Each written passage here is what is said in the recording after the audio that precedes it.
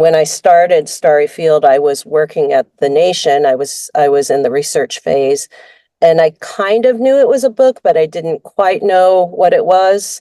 Um, but it started out as a piece of journalism because that's how I was trained. As I went down the road of doing research and started to write, I realized that journalism wasn't maybe the best way to approach a story because it was so complicated. So I grew up not knowing who my grandfather was.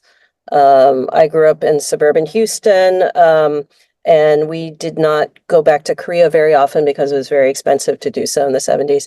And my father grew up not really knowing who his father was, except that his father was in prison.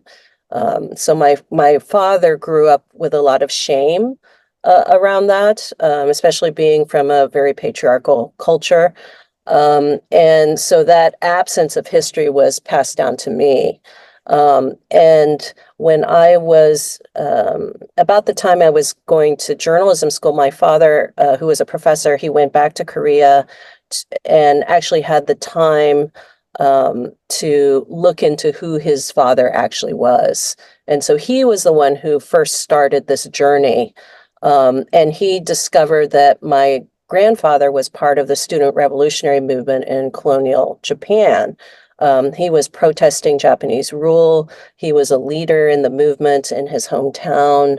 And then he moved to Seoul once he was kicked out of high school for protesting. And he joined the student arm of the Korean Communist Party in Korea in the late 20s.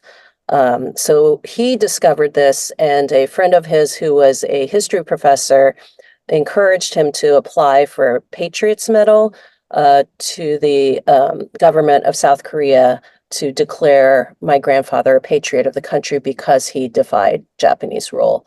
And so this is all, new information for me as an adult, as a journalist. And, the journalist in me realized, like, this is the story of the century, and it happens to be my family's story. It's about an era in history that very few Americans know about or knew about. I think people know about it a little more now, but in the 90s, nobody knew about it. But it also affected my family. Why was his life not, hidden and lost? So that's how it started. And actually, I started helping my dad with research when he fell ill. He went back to Korea to work, and he had lung surgery, and he lost a lot of his memory during the surgery.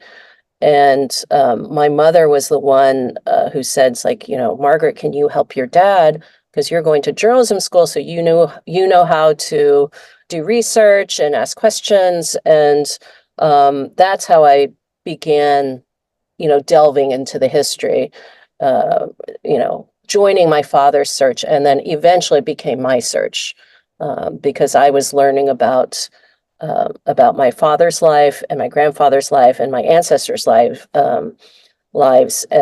about facts that I knew nothing about, and history I knew nothing about. So that's the genesis of the book. Writing this book was a 20-year process. So at first, the first thing I did is I went to Korea to look for my grandfather's prison and interrogation records, which I found. I interviewed family members. I interviewed my grandmother 3 times, and she spoke to me.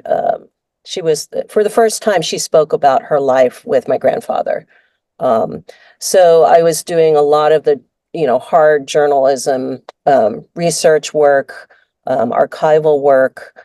And when I sat down to write, I found it very difficult to insert myself into the story, because in journalism school, they don't teach you how to write about yourself. You're not supposed to put I in journalism. I mean, in your story. So it was very, very challenging for me, because I realized that I needed to be